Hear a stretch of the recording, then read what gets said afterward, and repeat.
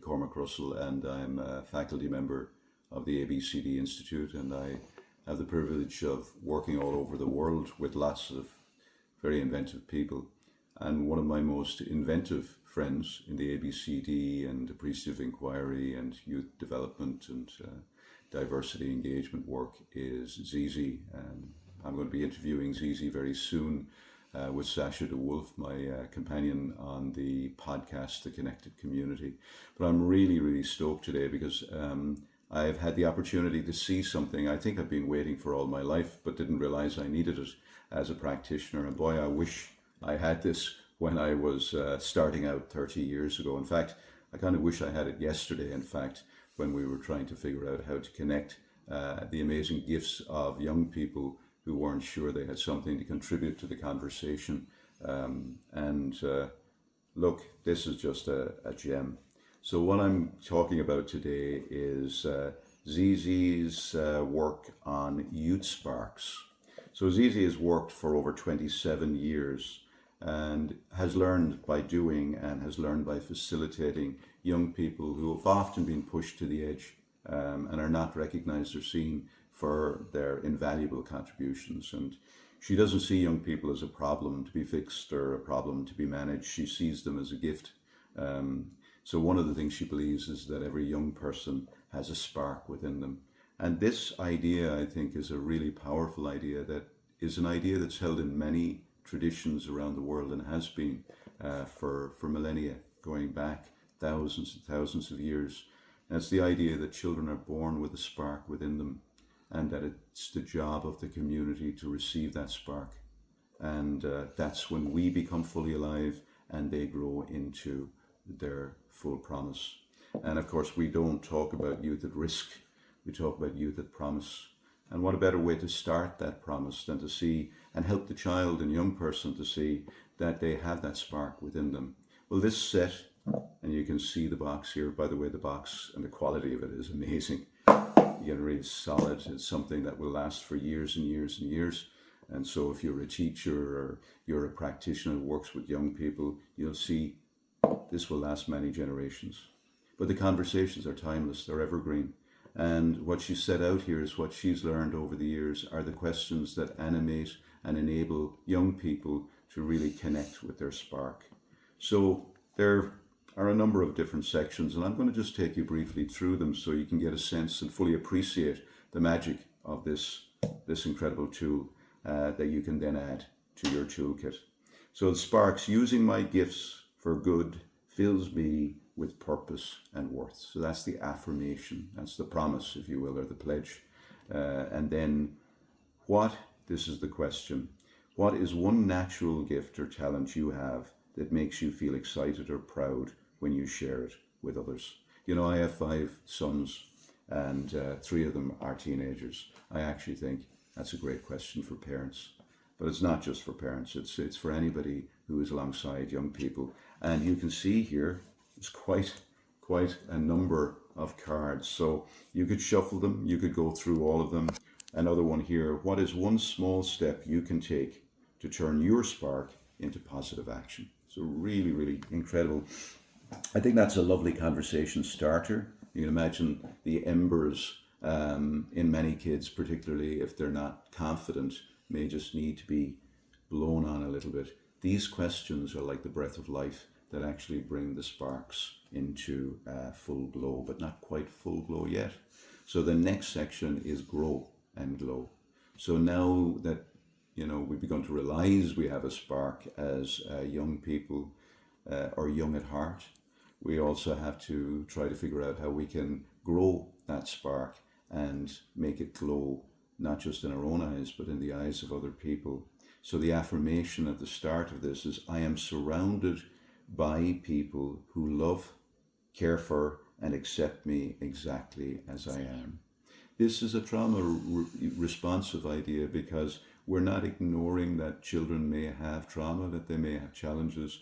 But if we think about the conversation through the lens of kinship care and through the lens of community, it really broadens the conversation out. And that affirmation says that my well-being isn't just within me, it's also around me. And it isn't just how I experience my growth personally, but it's how I experience my connections between me and other people who have my back and who really want me to grow and indeed to glow. So some beautiful, beautiful questions here. And again, who is one person in your life that makes you feel completely accepted? And what is one small way they show it? It's funny how I can even think in my own life over the last nearly 6 decades, how I've often thought back to the people in my childhood who, even when times were really rough, just saw me as somebody with a spark, saw me as somebody who had something to offer. Often, while we can help children see that they have a spark and that maybe they can shine that out, it's often the case that that stays within family and friends, and it may even stay within kinship or a very close community. But kids are incredibly inventive and incredibly creative if given the space. So this next category is create and innovate. Give children permission to really think about what they might like to do. And again, the affirmation to take their ideas, and it says, ideas flow when I share, fueling my action. Okay, so my ideas, they flow, they get out into the world when I share them, and then that fuels action. And I think also fuels creativity. So here's the question: what becomes possible for the whole group when you share your wildest idea out loud? So really inviting the young person now to actually give voice and give offer and expression to the spark. So I really love this idea. And there's all kinds of things that then become possible. I remember having a conversation on the Isle of Bumlo off the coast of Norway with a group of young people, and we asked them create and innovate questions and all kinds of ideas that had really always sat there but never had been invited out. You know, the idea of actually how they could contribute to the well-being of their local village.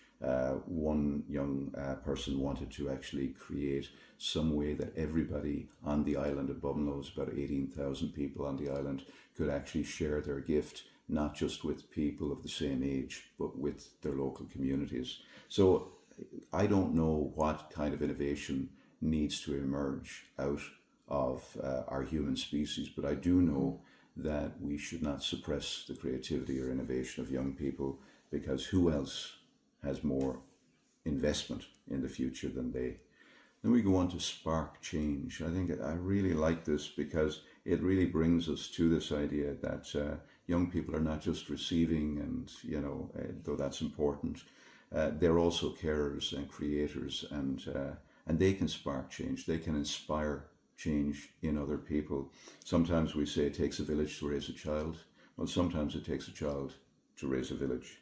And so the affirmation here is, I stand up for what is right, even if I stand alone. So here we're affirming the importance of courage. Often when we talk about community, we talk about an idea that almost de-emphasizes the importance of the individual to emphasize the community. But it's a bi-directional conversation, and this card deck really takes care on that.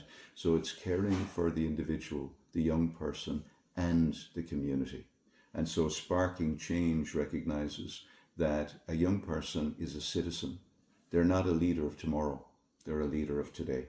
Let's look at this again randomly. Is one question: what spark can you bring to this process to make this improvement inevitable? So here we're saying to the young person, you are a doer, and you can actually spark change. You're not waiting for somebody else to spark change. I love that idea, because what it says is, while parents may raise their children often raise their parents, and it relocates the power. And I think that's a really, really important thing to do if we want young people's voices and their agency, their knowledge, and their reality to be at the center of what the future will bring.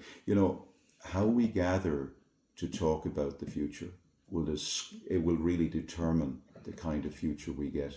So what these cards do is they enable us to gather in a way that centers the agency and the power and the desire and the creativity of young people. Here, as you would imagine, we come to some legacy and some thoughts about the future and what sparks ignited in each of us, and ignited a shared vision for us and between us, which then moves us forward and moves us together into a preferred future, maybe even an alternative future. None of us can predict the future, but all of us can shape the future. And I think it's absolutely essential that young people are at the heart of that. And what better way to actually invite that conversation towards the future than with a powerful question like this one. Imagine your future is a blank canvas and you have everything you need to succeed. What specific tools, people, or experiences would you want by your side to help you make it happen? Really, really powerful. So what can you do and how can you use this? Well, the question might be, where can you think of where this doesn't come in? From classrooms to youth work, and I think probably lots of other places too. I could imagine that you could take this deck into an elder care setting and invite young people in and actually put the questions in the hands of elders, and they could facilitate their own conversation. I think that's where Zizi's real innovation comes in. She's democratizing the process of community animation. She's putting these into our hands. But you can imagine being a practitioner. I know many, many youth workers, they're amazingly gifted, but having this in your youth center, having this in your classroom, having this, even if you're, many of you will work speech pathologists, you'll work with young people in some kind of clinical setting, and maybe things aren't going well for whatever reason, they're not engaging. Maybe you're a dentist and you're trying to get them to wear aligners and it just isn't happening. Well, maybe the issue is not so much that they're not actually, cooperating with whatever it is you're trying to get them to do, but they don't feel that you've actually seen them and invited them into a conversation. So set down whatever you're trying to get them to do or whatever you're trying to do for them and have a conversation that says, I see a spark in you and I don't think our world can do without it. So come on, share it. That's the magic.